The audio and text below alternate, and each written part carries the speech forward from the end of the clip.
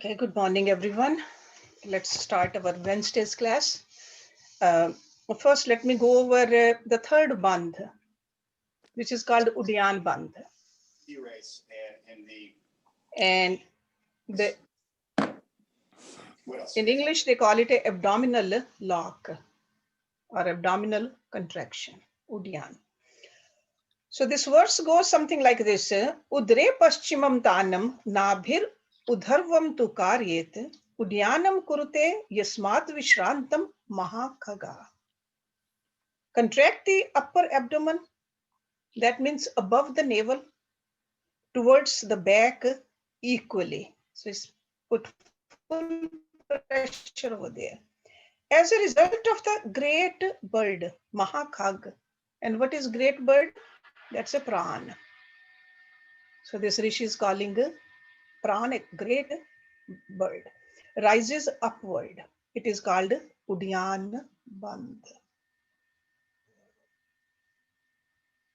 So it's like a describing the prana flying upward due to the practice of Uddiyana Bandha. How do we do it? Again, in a sitting position, upright sitting position, could be a Padmasana, Siddhasana, Sukhasana. Keep your spine straight, knees spread as much as you can, okay, towards the floor.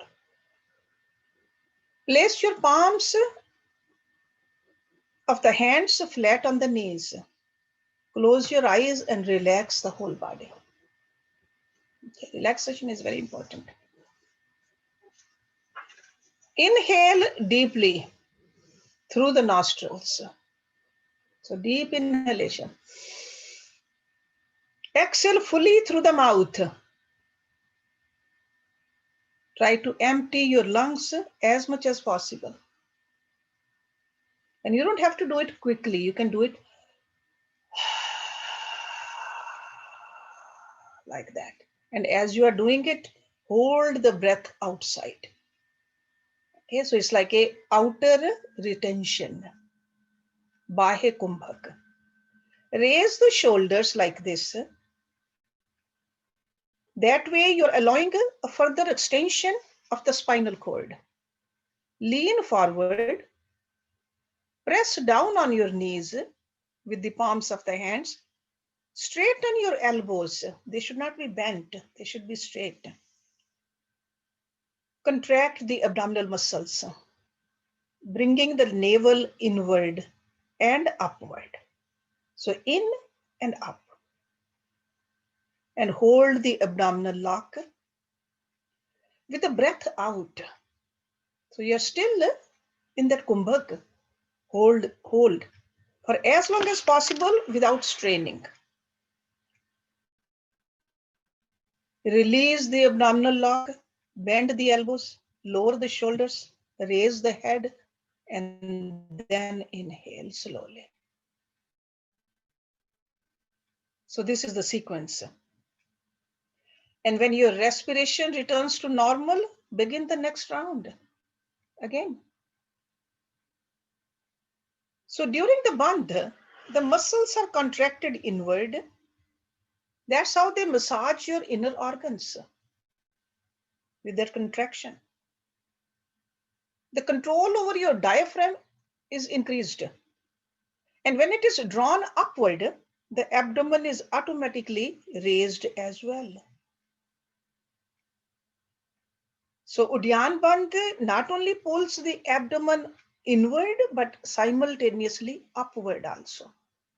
So increasing the capacity for further contraction. So breathing is very important. Okay, make sure that you have exhaled fully before you apply the bandha. And you inhale fully, normally, when you come out of the bandha. Okay. So, and it should be done only during the external breath retention. Bahe kumbhak. So you're familiar with inner kumbhak, when you inhale and hold the breath. This is when you exhale and hold the breath. How many times? Start with the 3 rounds in the beginning. and gradually increase to 10 rounds. You can perform it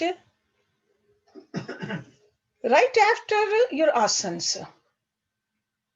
Because normally what we do in the morning, we do the cleansings. After the cleansings, we do pranayam. After pranayam, we do the asanas. After asanas, you can do it.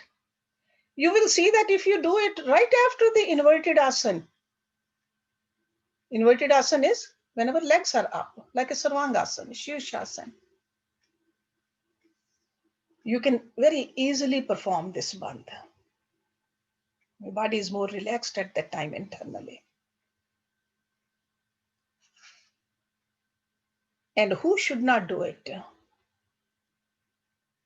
Anybody who has a stomach or intestinal ulcers, don't do it.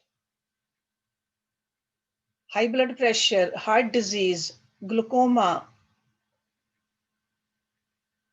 anybody who's pregnant, don't do it. But after the delivery, if a person does it, it will help go back to the normal weight also, and that strengthen the internal muscles also. So Uddiyana Bandha massages and tones all the abdominal organs very systematically. It removes the lethargy. So if you want to become more active, do this Uddiyana Bandha. It soothes the anxiety and the tension also in your nervous system. Uddiyana Bandha stimulates the digestive fire because it squeezes the stomach like a sponge where there is a stagnant fluid, and your abdominal organs, they function better. It stimulates the function of pancreas and liver also, because they're all in there. So you are just squeezing it and relaxing it and incorporating the pran shakti with it. So it's a very beautiful way to keep your inner organs in optimum condition. So there is when we can do it for longer period of time, you will see that you are massaging your entire respiratory system. And that's how the efficacy of your lungs is increased. This bandha enhances the blood circulation throughout the body. Okay, so it's not only the solar plexus, but it helps the rest of the body also, because our digestive system is a key for our health. Okay, so this is, try it. Even if you cannot do it for a long period, try 3 times, just see how you can do. And Jyoti, if you have a picture of it, you can share it right now. Everybody can look at it, how you sit and what is really happening. Okay. And she has all these pictures on the website also, if you want to go there and take a look at it. Okay. So any question before we move to the next topic? So we have done Mool Bandha, Jalandhar Bandha, Uddiyana Bandha. Okay. So because in a Hatha Yoga, दोस्तों आपने आज तक बहुत से फल खाए होंगे और देखे होंगे, लेकिन आज हम आपके लिए ऐसे परे चले जाओ.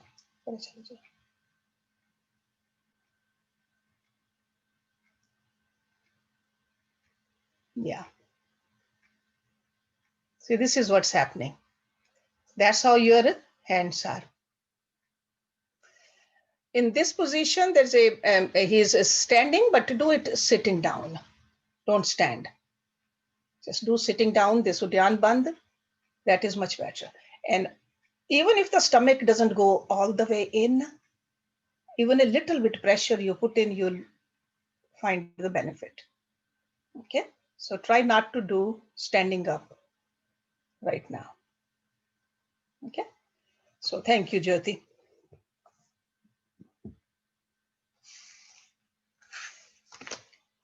Okay, So if anybody has a question, they can ask right now, otherwise I'll move into the next topic.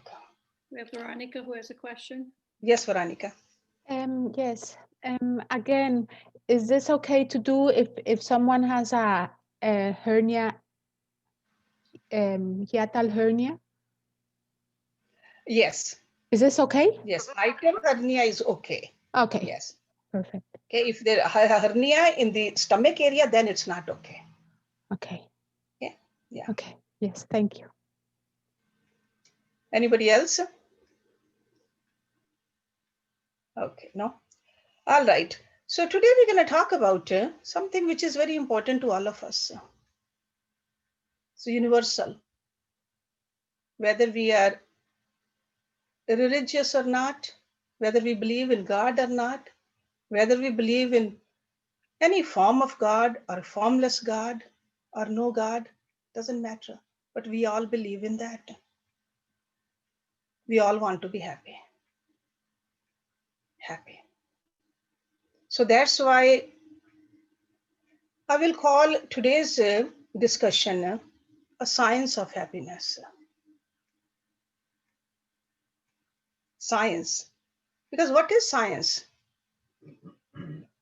Science is that which will work for anybody, which will work at any time, and which will work at any place. That's a science. And we all value happiness above everything else. We want to have more knowledge for happiness. We want to earn more money for happiness. We want to have relationships for happiness. We want to become successful because we want to be happy. It is our priority. So that's why it's very important that we should know everything about it. We should have clarity about it. We should know it.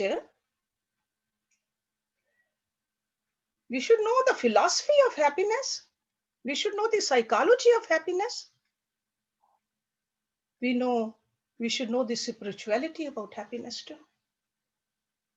We should not just have an abstract, hazy idea about happiness because it's so important to us. Very first thing, think about it, that happiness is always a first-person subjective experience.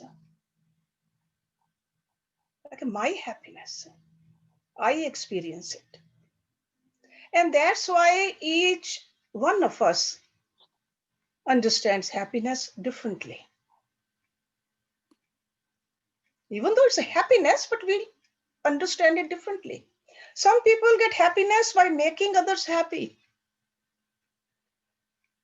And some by making others sad. Some people get happiness by sharing with others, and some by borrowing from others.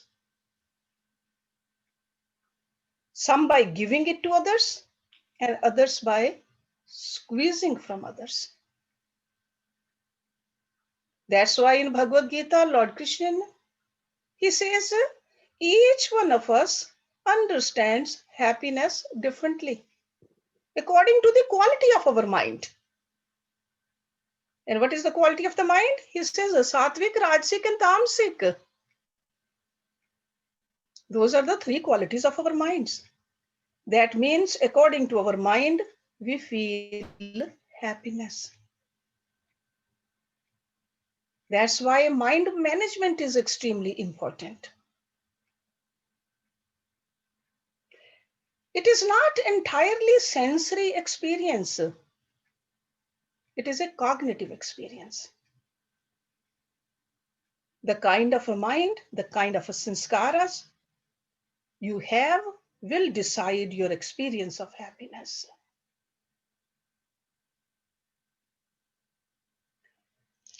In psychology, they talk about, I'm sure you all learned that in high school, a little formula about happiness. They said happiness is equal to PEM. You might have forgotten it now, but it was a very basic definition of happiness. What is P? Pleasure. E, the engagement in the work. And M is the meaning. So they only talked about PEM. But if you want to increase your happiness, M must be greater than E. Only then the P will be greater. And altogether, you'll have a greater happiness. So that means in any work you do, fully engage into it, and it better be a meaningful work. Then you will be happy. That was a psychology of it. And we all remember that, or we should remember that. And another thing we learned in our psychology classes, if you remember Abraham Maslow's hierarchy chart, remember that? What did he talk about in that? There are like a ladder, the very basic layer, then the second layer, then the third layer, then the fourth layer, and then the fifth layer. That's how he explained this to us too. And if you remember, what was the very first? Basically, what we need, in Hindi we call it roti, kapda, makan. The basic shelter we need, the food we need, and even the relationships we need. He called it a basic survival needs. That's a very basic. Then after that, we want something else though. Above that is safety needs, personal security, employment, health, prosperity. That gives us more happiness. But we don't want to stop there as human beings. We want to climb up. We want love and a sense of belongingness also.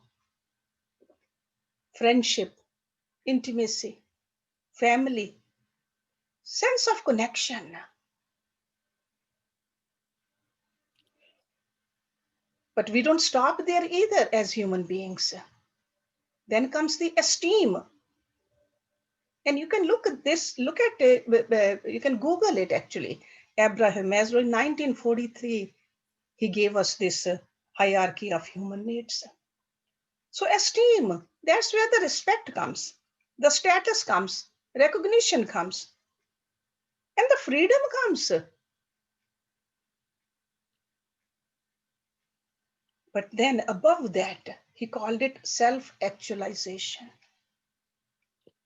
Desire to become the most that one can be. This is the diagram for happiness. But most of us just stop only. We think that we're going to get the happiness from the physical objects. It's like a very first step on this ladder. And we just keep on running after that sensuous pleasure. That's why there is a term in psychology for that, hedonistic treadmill. It's almost like you're on a treadmill, but you're not going anywhere. Just keep on running after the physical sensory pleasures. And you get tired after that because this is not what you are looking for as a human being. So objects, they definitely give you pleasure, little bit, almost like a comfort and security, only at the base level. Ultimately, if you just go after the objects, they give you diversion from sorrow. That's all they do. Your happiness does not depend upon the objects.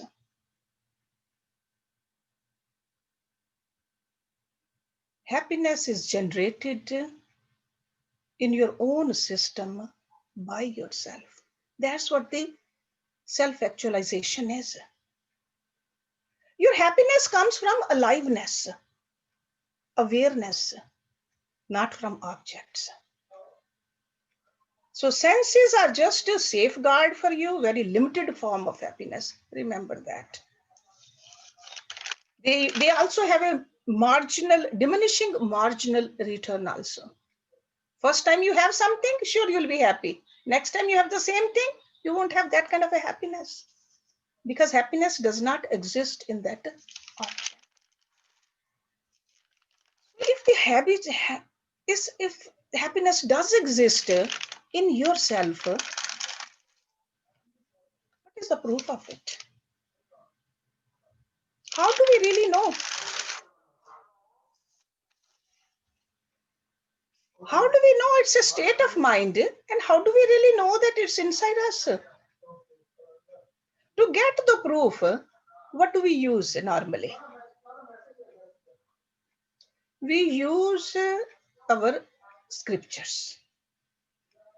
I'm going to use 2 Upanishads today.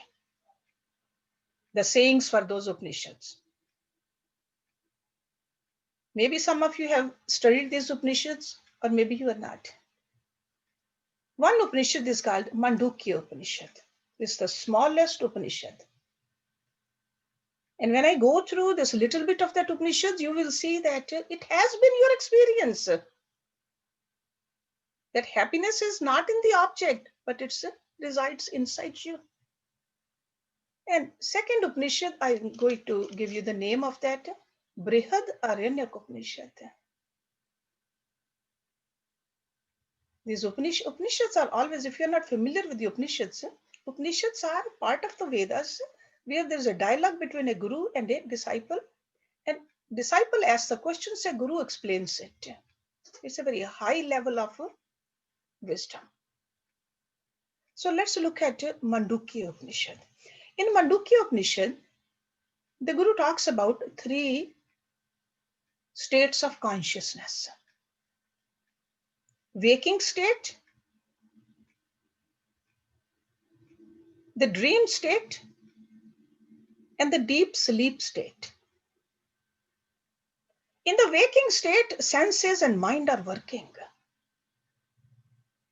We all experience that. We are experiencing it right now. Ever since we were born, we've been experiencing it. The waking state, senses are working, mind is working. In the dream state, senses are shut down. Your mind is dreaming. It is actual experience for the dreamer. When you wake up, you say, I dreamt. So while you are dreaming, it seems very real. But when you wake up again, you say, I dreamt. So who was dreaming? The mind was dreaming. So in the wakeful state, senses are operating.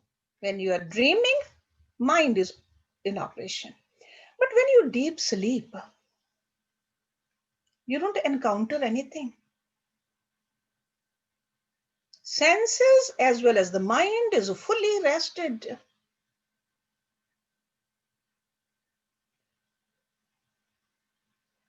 You feel happy. Where is the happiness coming from? And who is feeling the happiness?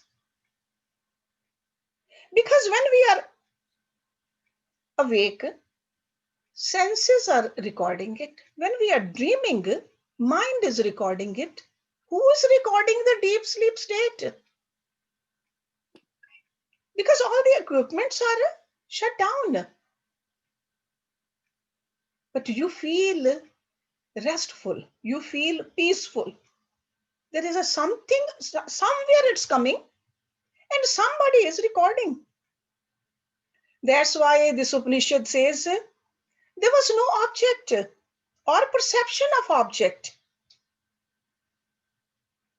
Sukham aham aswapasam na kinchit avedisham. These are the words from that Upanishad. I was sleeping, very peacefully, although I was not dreaming or even aware of it.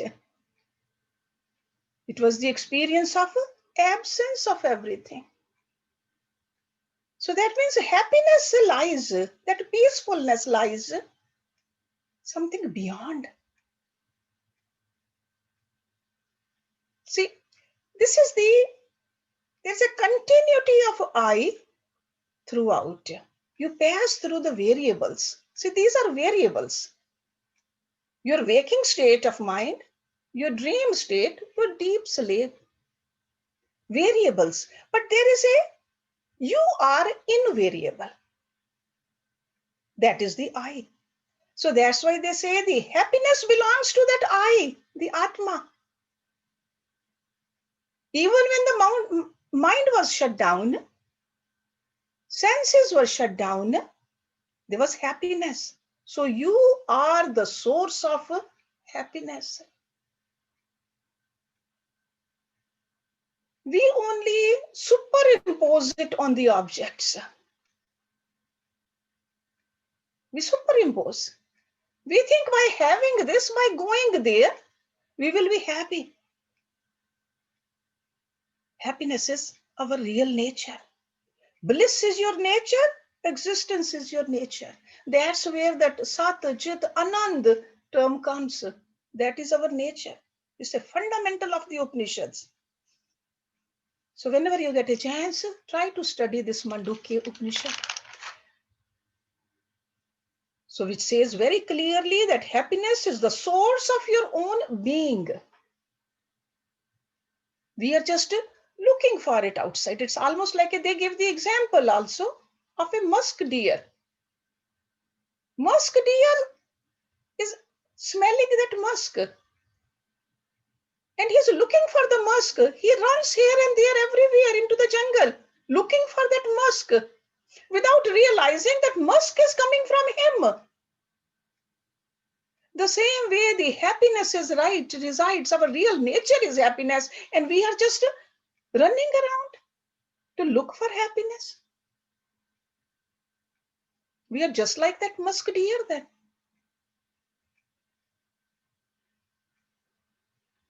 You have all heard about a Rumi poet, Sufi poet Rumi. He said, I knocked and the door opened and I realized I was knocking from within. Everything is inside, within. Shut your eyes within and find happiness.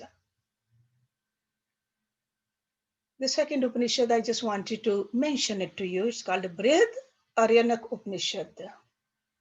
It's a conversation between a great rishi, Yajnavalkya, and his wife, Maitri.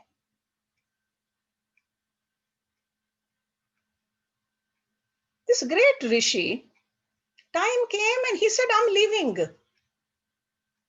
Going to the solitude. He said, and I am leaving everything for you, my wife.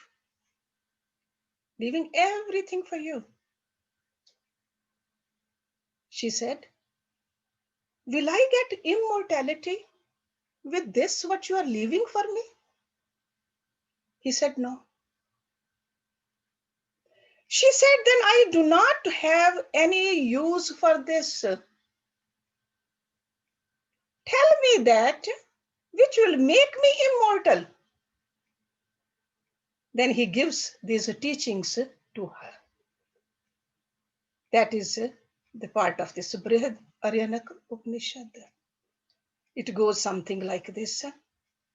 Nava are sarvasya kamya sarvam priyam bhavati.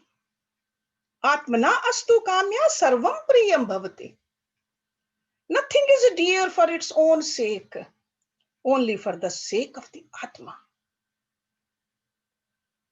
So that means everything, immortality also, peace also, happiness also, it's all Atma, the soul. Nava are patyu kamaye pati priyo bhavati. Atmanastu kamaye pati priyo bhavati. Nava are jaya kamaye jaya priya bhavati atmanastu kamaye jaya priya bhavati. So it goes like that, on and on, the conversation between those two. Everything becomes dear to you because of the Atma. Some people call it consciousness, some people call it spirit, some people call it soul, but it's the essence of the being that is the source of happiness. When a dear one goes away, dies, Atma is gone, that body is, we don't even like to touch it actually. So what did we really love? Atma. Atma. Wherever there is a consciousness, you like it. Objects only stimulate happiness. They don't produce happiness. That's why I use the word superimposition. So if this happiness is already in us, it's our real nature. Scriptures talk about it. We hear it also here and there. We have experienced this also. What can we do on a daily basis to really get in touch with this Atma or feel happiness? So some of the tips let me give you, which we should keep in our mind, which we need to practice, daily practice. Number one thing, appreciate the good in your life. There is so much goodness in our life. Appreciate that. Habitually appreciate in others also sentiments of good. So that means your mind will draw towards that. That's how you make your mind happy. You will make your mind positive. Another thing you can do, be grateful. The attitude of gratitude, thankful, humble. When you eat something, just remember how many people have really worked for that plate of food, starting from the farmer all the way the food in your plate. Be thankful. Because when we look at the food without even looking at the food, admiring the food, appreciating the food, we just want to stay on the phone these days and keep on eating the food. Gratitude. See, even a simple act of doing a namaste to somebody, that means I bow down to the God in you. That's a gratitude. We have taken so much from life. Be grateful and acknowledge it. We need to learn how to acknowledge it also. So undercurrents in your mind should be gratefulness and respectfulness. Not complain all the time. We just look at only the negative. Start looking at the positive. Another tip for happiness is loving disposition in your personality. That means have empathy, care. When you have that, it grows. The logic of this emotion is that more you give, more you get. It is not like a mathematical formula, like a 2 minus 2 is 0. This is 2 minus 2 is 4. The more you give, the more you get.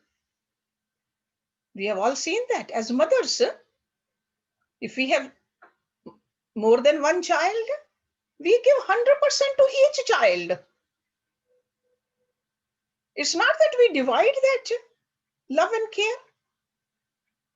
No, we can give 100%. The same way, the 100% we can give it to everybody. So we have been given that power.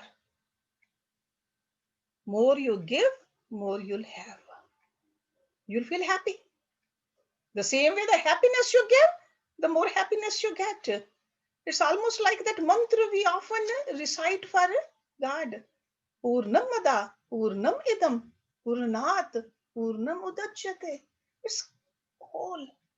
Nothing can be taken out of whole, this kind of a whole. We have that. So joy comes from joy given. Another tip is do some meaningful work also. We don't have to change our professions. If you think you have been trained to some job, but we can always do some kind of a seva somewhere, which is called service.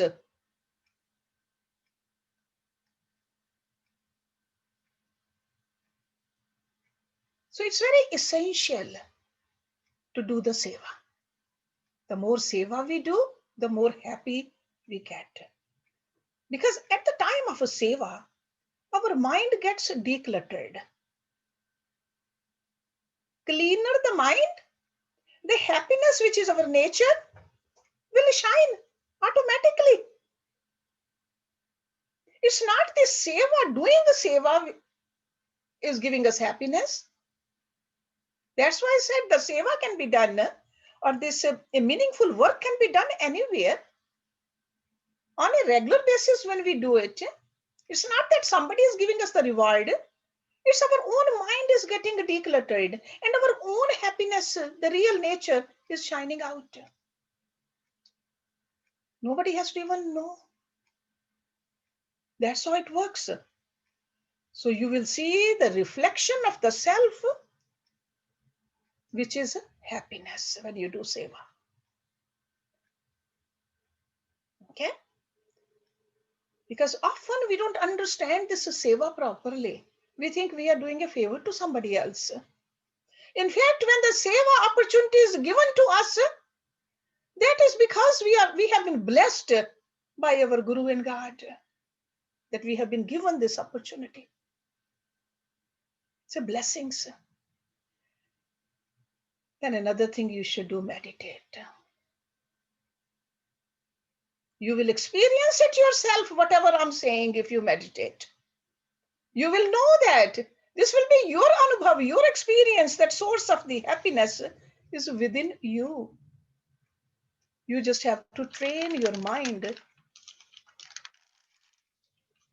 with that. Okay, so these are some of the tips. Now, before we end, I would like you to think through the causes of unhappiness also.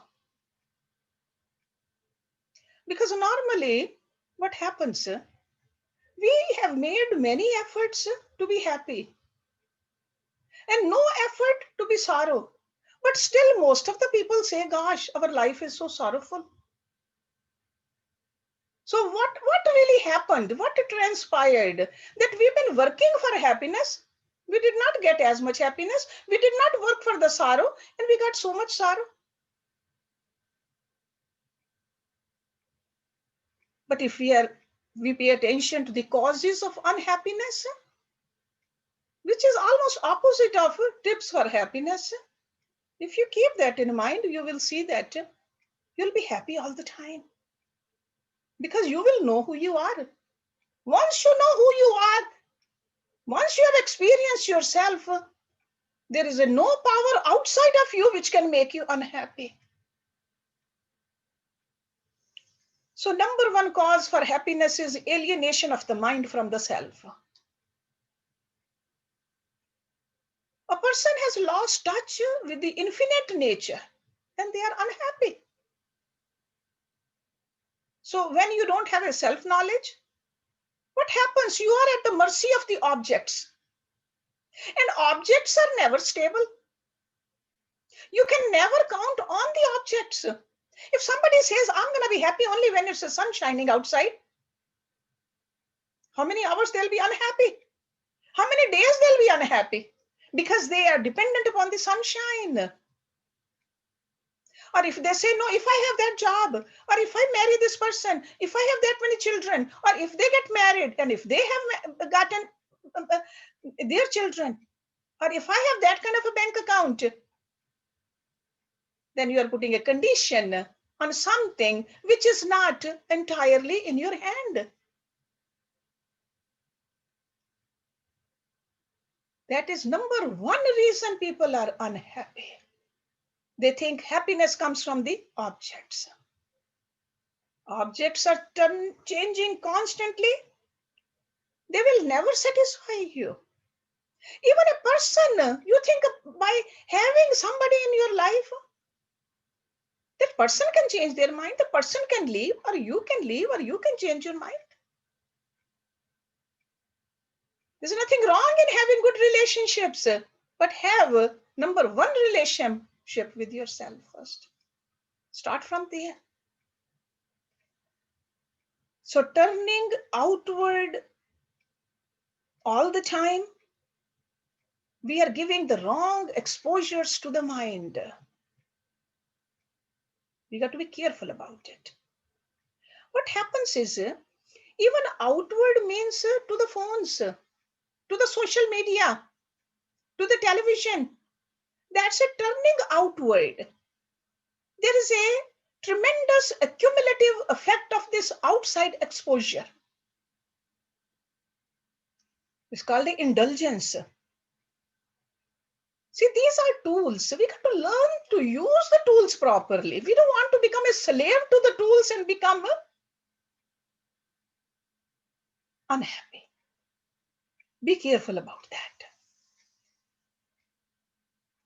We don't want to get stuck at the bottom level on that hierarchy of Abraham Maslow's chart.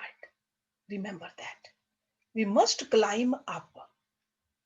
Less you need from outside, the more you'll be connected with the inside, which is always happy, which is nothing but happy. So that's why this mind training is essential. Be aware of the chemicals. Because sometimes people think that these chemicals can make you happy. It could be any form of a chemical. They are addictions. That is an error in judgment. And that's what Lord Krishna said, Buddhi nasha parnashyati. Because we don't think it thoroughly and we think that no, one glass of this and one mug of that and one pill of that will bring happiness in me. It doesn't work like that. Commit yourself to a sattvic life. Happiness will be yours. Rajasic and tamasic life move you away from the real happiness. Another cause is not the right actions. We got to understand we are in a karma yoni. Our actions got to be right. There are three effects of the actions. Three effects. Any action we do, there are three effects. First effect is external to you. Second effect is internal to you. Third effect is the cosmic effect. Let me give you the example. Suppose you teach somebody, teach anything, teach a friend. External will be the friend did well. Okay, so that's external to you. Internal is you have created a sanskara of helpfulness, kindness. That has become your nature. That's internally that then one action of yours helped him, that friend of yours or her, and it helped you internally. And the third effect is cosmic, which is called karmashya. From this cosmos, you will get help whenever you need it. That is law of God.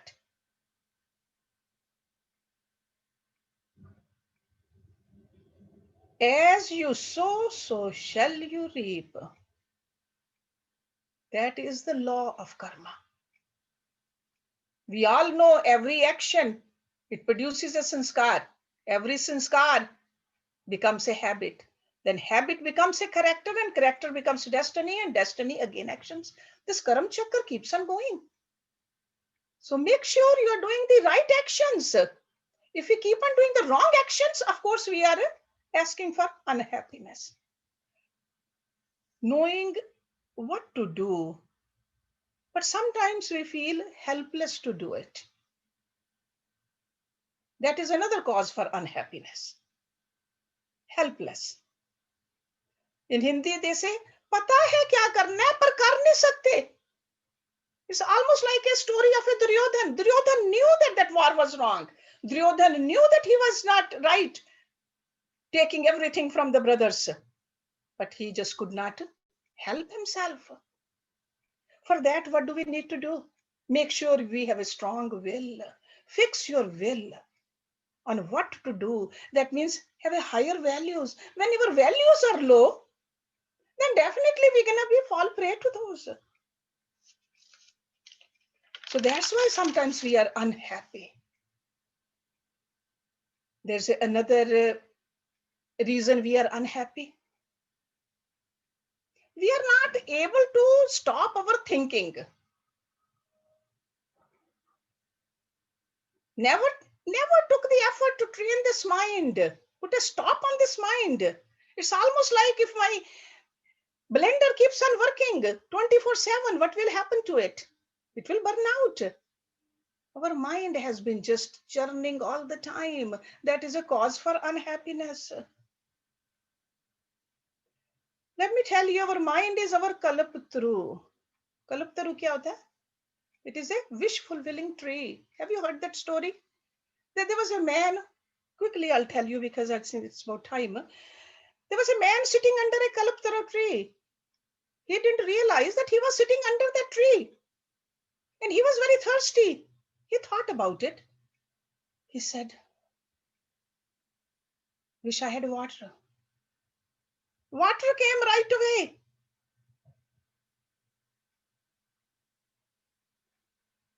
He was surprised. Then he said, "I wish I had something to eat."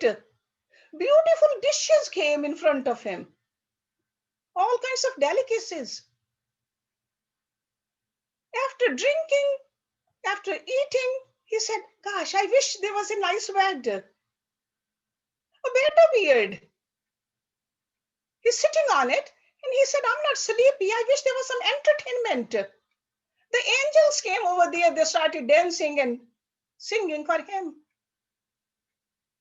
He said, "Whatever I'm thinking, it's coming true. It's a magic.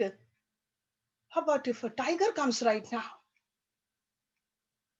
Right away, the tiger came and gobbled him down. That is the power of our mind. Our mind is like a kalptaru. Today, if you do not think rightly, tomorrow you cannot do rightly. Thoughts are the fathers or mothers, if you want to call it, of actions. Desires are the grandfathers of our actions. And vasanas are the great grandfather of our actions. Sure, we don't have control over the desires and the vasanas right now, but we should have control over our thoughts. So we think right so that we do right. It's very important.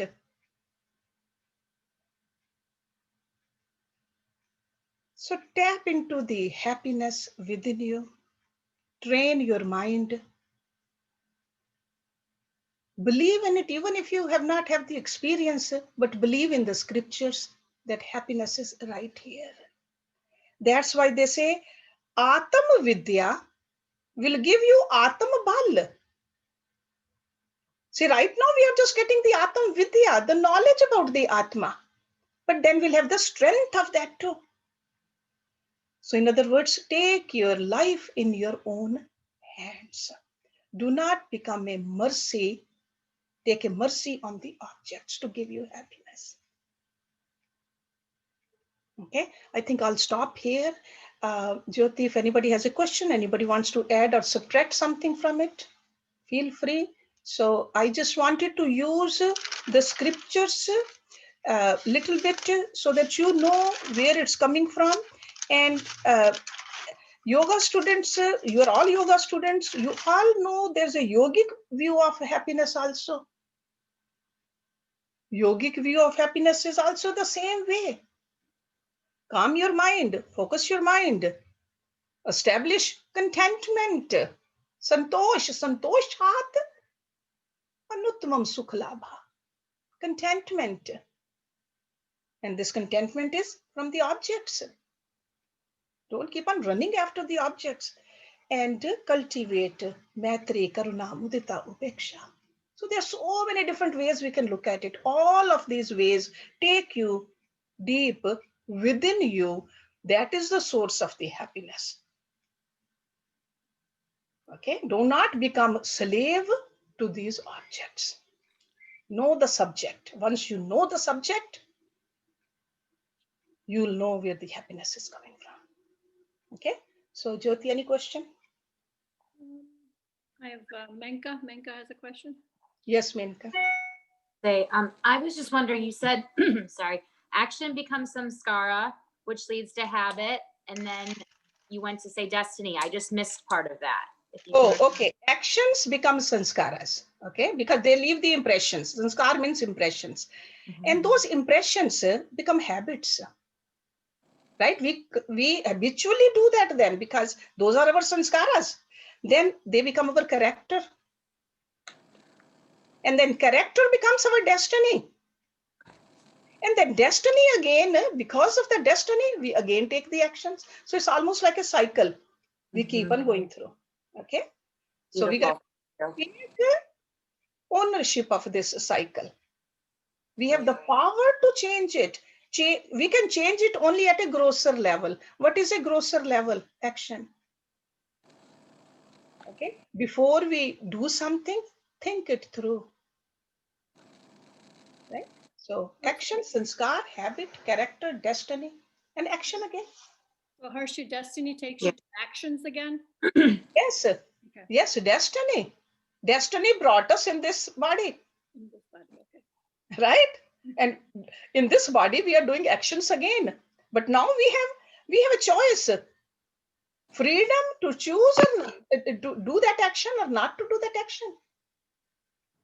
That's why they say only as a human being, we have a freedom to make a change. It's a very important time, a place, a body we have got. Okay? Yes, Jyoti. I think Neeta Maheshwari has a question. Neeta?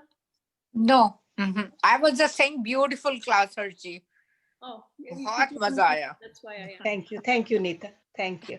Yeah, no, happiness, I know we can talk from different angles. Today, I wanted to talk from an angle where it makes sense to majority of us, I should say, if not all of us, right? We don't have to believe in God to believe in this.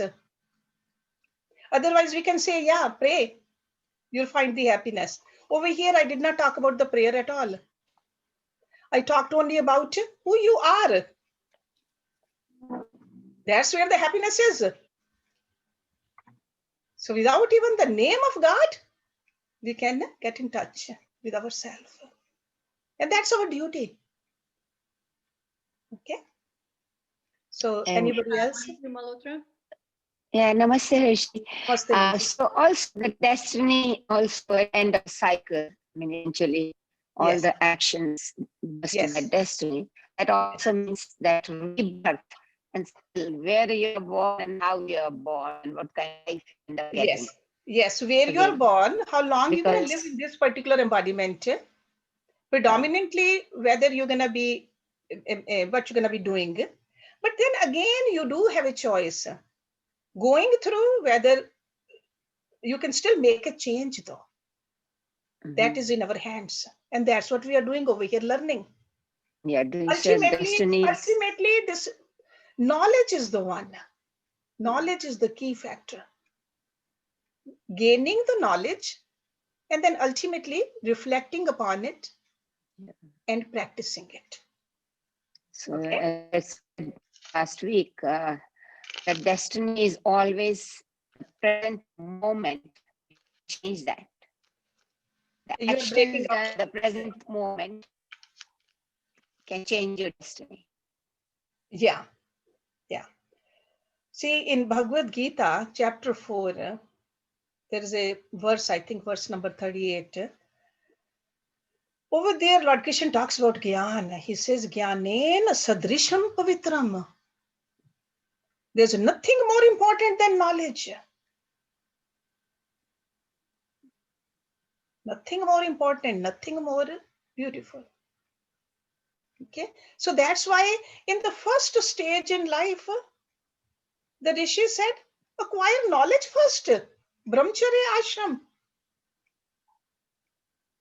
Then in the second stage in life, the Rishis, they say, do your duties based upon where you are.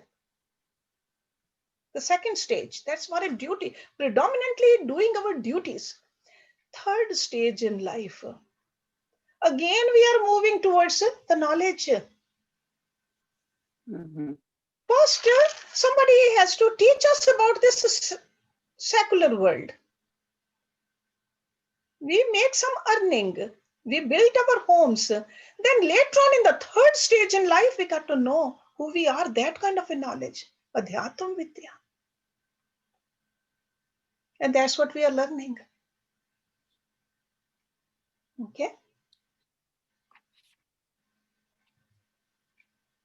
So anybody else? Hershey, I have a question. Sure, Prem. Hershey, I heard you say, and I agree, that the knowledge is very crucial. And once we have the knowledge, we want to do the right thing. But sometimes, like Duryodhan, he said, I know what's right, but I feel compelled to do the wrong thing.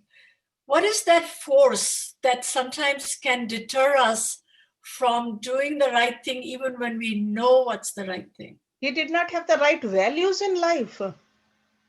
Okay. See, there is this joy. Didn't I say that some people feel joy in hurting others? Yeah, you did. Okay. Okay, so that was his understanding, knowledge he had, but only a theoretical knowledge. See, pleasure, there is a ladder of pleasure. You got to remember to climb on the ladder of pleasure. The bottom one is a sensory. So he stayed only at the sensory level. He wanted to own this, take hold of this kingdom. That's only where he stayed. Okay, he got stuck And there. the second is to create the sadbhav in your mind. That's like a thoughts and the emotions also. Yeah. You got to make them pure. He did not do that. Yes. Then the third is intellectual level of happiness. When you create something, there is a happiness in there. Creativity is a happiness.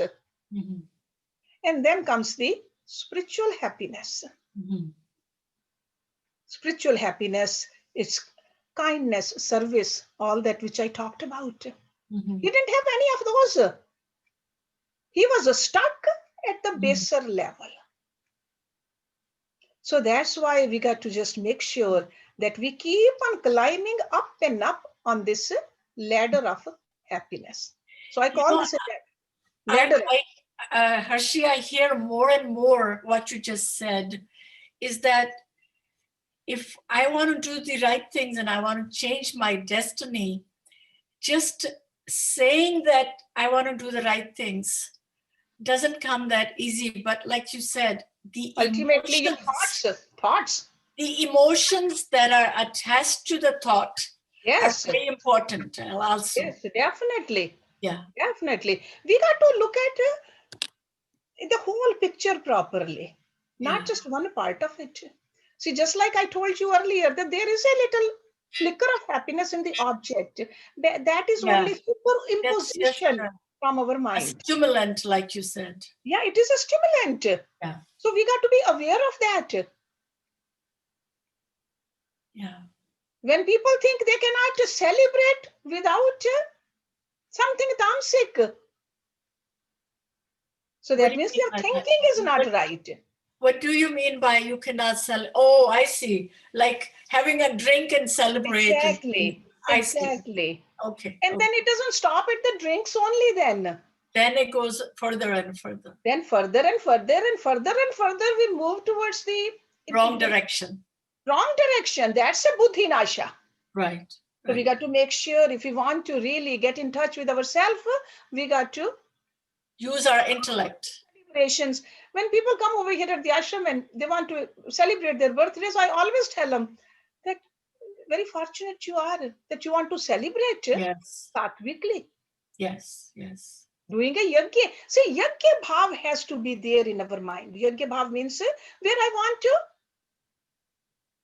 celebrate with divinity and yes, celebrate. Celebration is good, but celebration with a sadbhav. Yeah. Okay. Thank you. Anybody else? If we have Rita, I think she is supposed to sing today the bhajan. Yes, Namaste Hershi. Yes, Namaste Rita. Okay. Yeah, if you can sing right now and then after that we can